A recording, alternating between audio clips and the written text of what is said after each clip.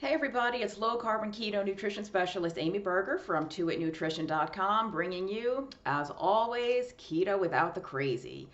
I want to bring your attention to the notes below. If you are interested in a private one-on-one consultation for keto, low carb, I do that. So there's a link there in the notes to work one-on-one with me. And I also want to bring your attention to some of the other affiliate links that I have down there. I only ever have affiliate relationships with and endorse products that I actually use myself, that I like, and that I trust.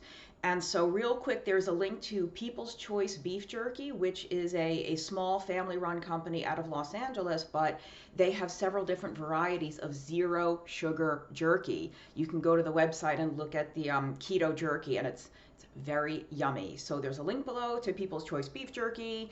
Also, LMNT, but it's pronounced Element. I'm sure many of you have heard of it. It's an electrolyte supplement that comes in a super convenient little pack. It's got sodium, potassium, and magnesium. It comes in a ton of different flavors. There is a link below. You can check it out. Their newest flavor is a mint chocolate. They say it's like a peppermint mocha without the sugar, and I would agree. You can stir this into coffee. No, I do not recommend using a whole pack just for 1 cup of coffee, maybe a third to a half. Very yummy. They have plain chocolate, they have raspberry, they've got citrus, they've got unflavored, they've got spicy, like a lemon habanero and a mango chili for your sugar-free keto cocktails, rimming the glass. It's amazing. Lots of different flavors. You know who created this product and who owns the Element company? Three gentlemen that I am privileged and honored to call my friends in real life, not just online. Rob Wolf, Tyler Cartwright, and Luis Villasenor. You all know who Rob Wolf is, probably. Tyler and Luis are the brains and the brawn, frankly, behind Keto Gains. And anyway, I know them, all three of them. I trust them. I genuinely like and respect them. And then I also have an affiliate link down below to Keto Chow. Keto Chow makes keto meal replacement shakes. And I did a video where I featured this a while back, but anyway, a real quick version. When the product first came out, I was like, oh man, this is the last thing the world needs, is these shakes and these things. Why can't people just eat food? And the fact is, over the years, I've had a few inquiries from people that needed liquid meals, whether it was for some digestive issue or chewing issue, an elderly relative they wanted to make these shakes for and leave them in the fridge. And I'm so happy to have a keto meal replacement shake that I actually trust. I've used it myself. I've made it myself. I write for them now. If you go to the Keto Chow blog, I've actually written several posts for them. Anyway, I don't have any of the shake mix to show you right now, but Keto Chow also makes a lot of different electrolyte products. And I would say the nice thing is, they don't really overlap with Element. Keto Chow has a lot of their own unique stuff. One of my favorites is the daily, the camera, you know, I always say the camera's a backward mirror image thing. The daily minerals. It's liquid. It's so simple. There's zero sugar, no sweetening whatsoever. 1 tablespoon. Now, a tablespoon is not that much, but this stuff is super concentrated. So I'll put a tablespoon in like a 20 or 24 ounce of water or some other beverage. It's got so the element is sodium, potassium, and magnesium. This Keto Chow liquid minerals, you've got sodium, potassium, and magnesium, but you've also got zinc, iodine, chromium, boron, and you've got, how much potassium is in here? Yeah, you've got 1,000 milligrams of potassium, which is pretty great for a ketogenic diet. It can be kind of difficult to get enough potassium on keto for some people. So anyway, I like this stuff. They have a lot of other electrolyte products available, but also the shakes.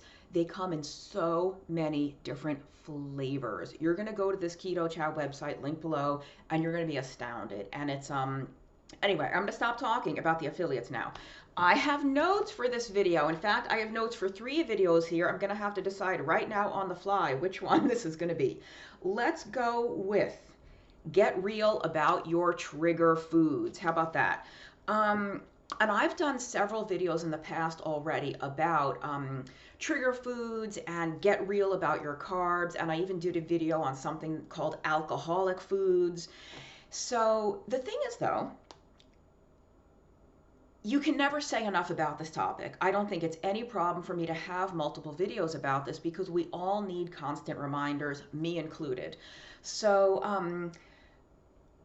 I guess, where to start. I only have a tiny bit of notes for this. So, when it comes to trigger foods, there are high carb foods that we are most likely not eating anymore. Anyway, there's high carb foods. And then there's very low carb foods that are perfectly fine for a keto diet in theory, in principle, right? Here's the issue with that. Many, many times I have been through myself the absolutely false, nonsensical story that I tell myself, this time will be different. This time I can buy that high sugar food or that starchy food because this time will be different. This time I'll just have a little bit and close the package and put it away. How many times have you told yourself that exact thing? I've took for years and years and years with certain, I am talking about high carb, high sugar foods. Most of the time I'm very, very low carb. Couple times a year, it's a little not so low carb for like a day or a meal here and there. It's not a regular, not a long-term thing. But there are specific foods where I'll tell myself, maybe I can have that again now. Maybe it's not a binge food anymore. And I would say 9.5 times out of 10, it still is a binge food, and I prove it to myself. And that's okay. Like, you know what? I thought maybe this time would be different. It wasn't. Lesson learned. I'll try again next year. Maybe I'll try again in 6 months. It's never different. It hasn't been different all the times in the past that you thought you could maybe have 1 or 2 servings of this food and be good to go. It's never different. It's probably never going to be different. So that's the high carb foods. And like, there's a reason we're doing a low carb diet, and it's probably because we already know we can't moderate our intake of certain high carb foods. So what about foods that are low in carbs? And there are a lot of low carb foods that are very common binge foods or trigger foods. So those of you that have read the book that I co-wrote with Eric Westman called End Your Carb Confusion, our phase 1 food list is basically the same as Dr. Westman's very famous page 4 diet. Link below if you want to check out the page 4 diet, but it is the same as phase 1 if you have our book. There are like nuts and seeds are not permitted on that food list.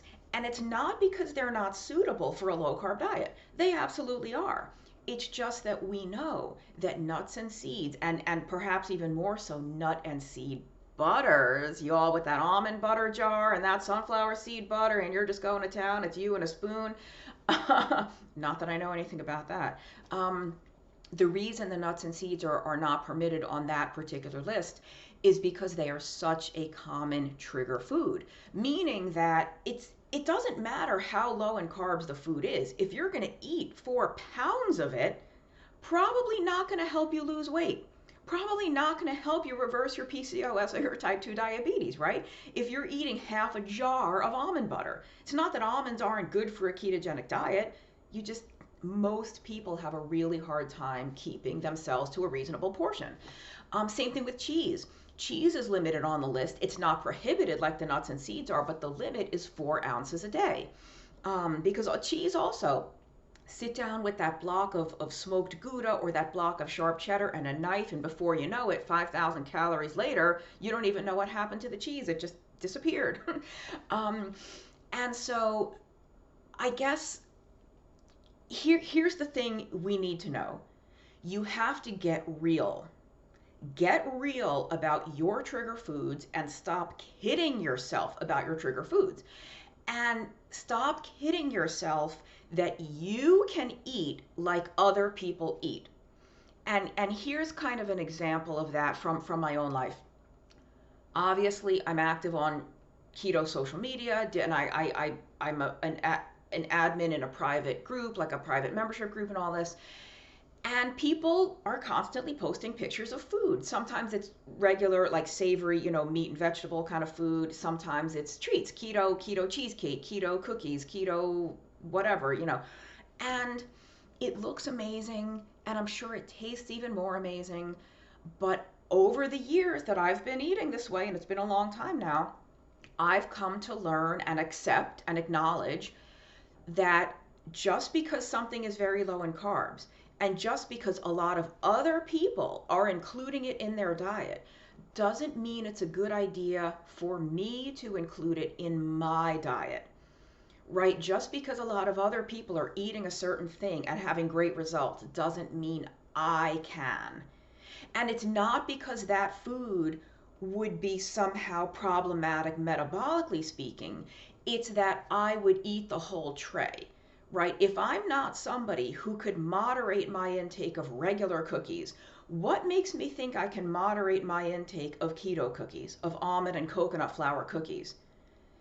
If I want to eat an entire cheesecake, what makes me think I'm not going to want to eat the entire keto cheesecake? Or, let's a pizza. What makes me think I don't want to eat the whole keto pizza? And I'm talking a large one, not like a little personal keto pizza. So, and it's frustrating. It's very aggravating and disappointing and disheartening and discouraging. But it's reality. It's life. It's the truth. It's the way it is. Other people are doing really well with those things in their diet. I know that they would be a problem for me. And no matter how good they look, no matter how tempting they look, no matter how low in carbs they might be, not a great idea for me. And those of you that have been watching for a long time, I've mentioned so many times, like mayonnaise. I cannot have mayonnaise in my house. It's going to sound crazy. It's a binge food for me. I can't have 1 tablespoon of mayonnaise. I want half a jar. Honestly, it's the same thing with guacamole. I used to hate avocado. I was like, oh, I just found it repulsive. And I still would never eat plain avocado, or some people will eat an avocado just with salt and fresh squeezed lime juice. Sounds delicious. I'm not that into it. I discovered a few years ago that I adore avocado in the form of guacamole. I adore it so much that it quickly became what I call a red light food. I'll post links to videos. I did a video on red, yellow, and green light foods. Red light food meaning stop here, do not advance. This, you cannot have this, because I don't want to have 1 or 2 tablespoons of guacamole. I want the container. Whether it's a little container, whether it's a big old tub, I want the container. So is guacamole and is avocado a perfectly suitable food for a low carb or keto diet? Absolutely. Is it a good idea for me to eat it? No. And this is where, let me consult the notes.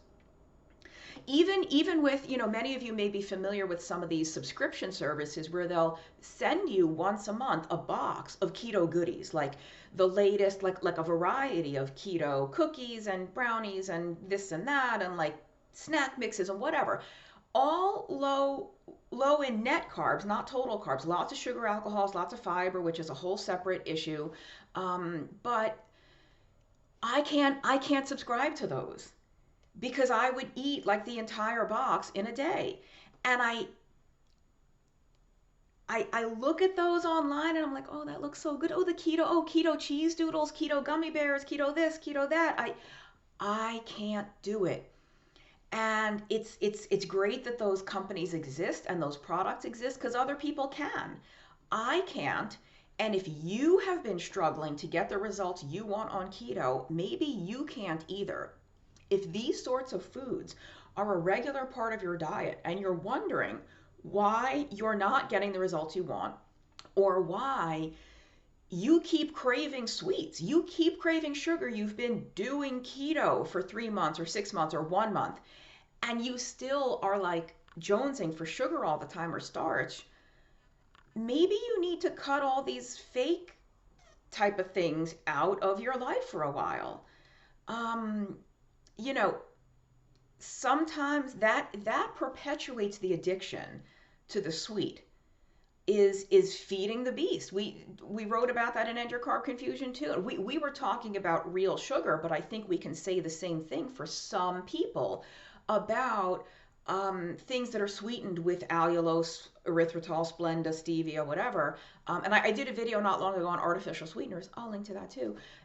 Where I made this point where some people can have something that's sweetened with a keto-friendly sweetener, no problem. They have one thing and they move on. For other people, that just keeps the need for sweet going.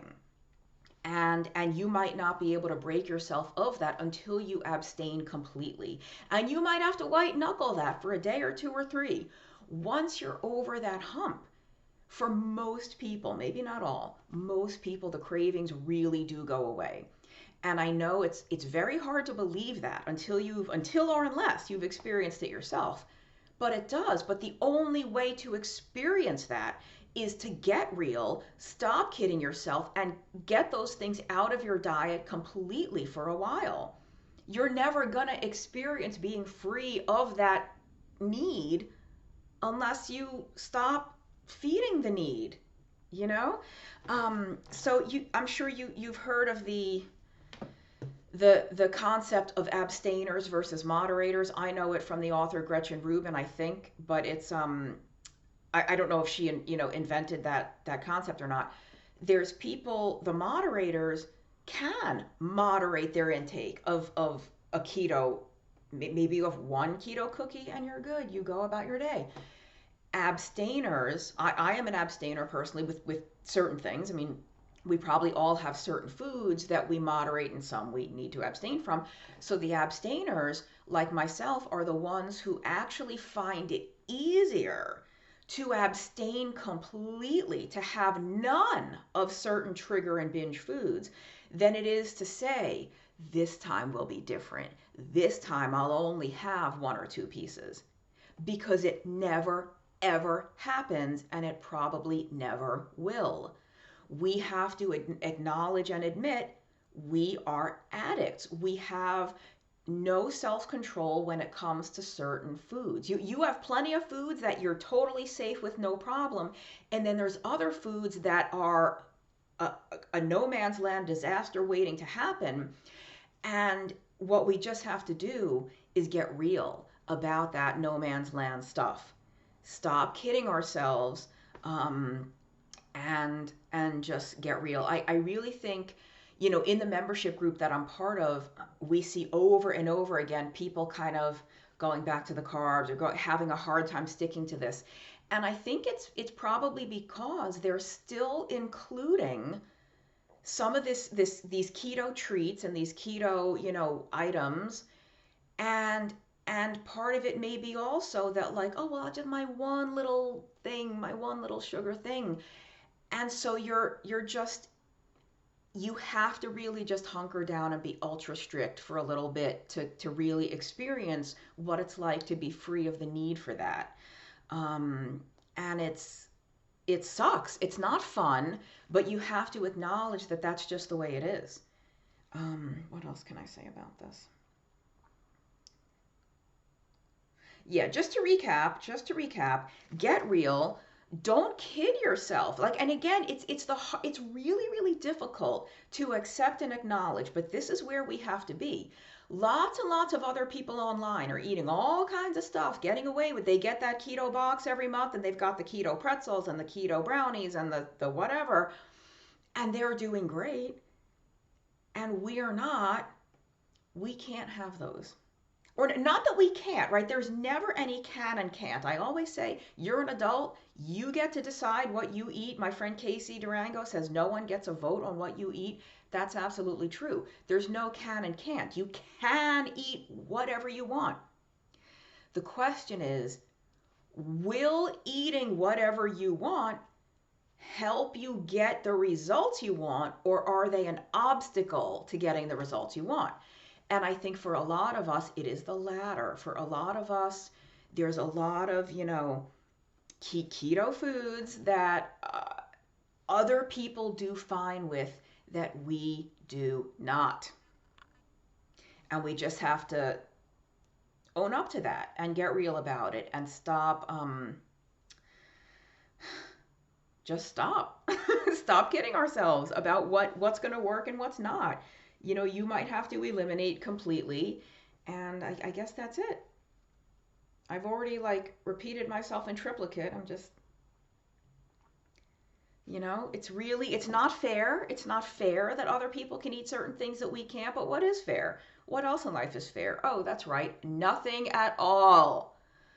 So, you know, if you've been on the struggle bus, if you've been on and off and on and off, and you can't, take a good hard look at your diet and see if there are things that you've been including that are probably the reason why you keep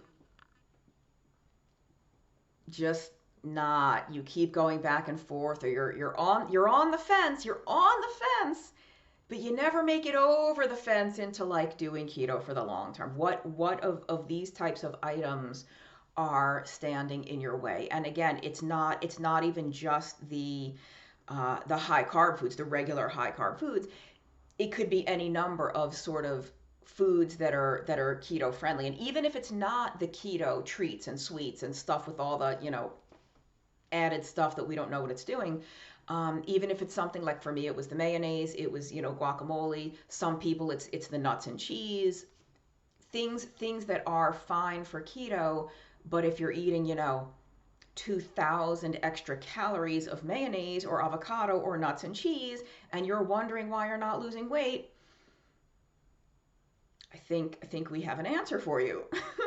All right, that's it. Remember, check out Element, check out the Keto Chow, People's Choice Beef Jerky, links below to everything. I'll see you next time. Subscribe to the channel if you're not already. I am the one and only keto without the crazy. Everyone else is making you insane over this. This is our refuge for sanity here. All right, see you next time.